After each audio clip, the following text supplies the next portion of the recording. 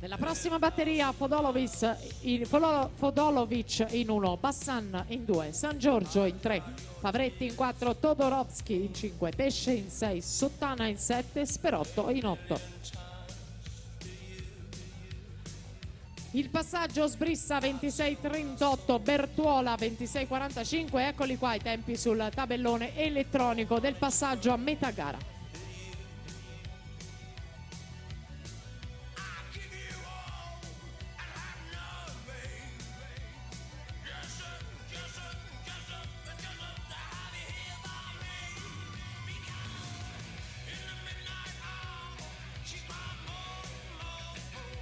Tocco batteria 2, 55 e 97, Riccardo Bertuola, Antares.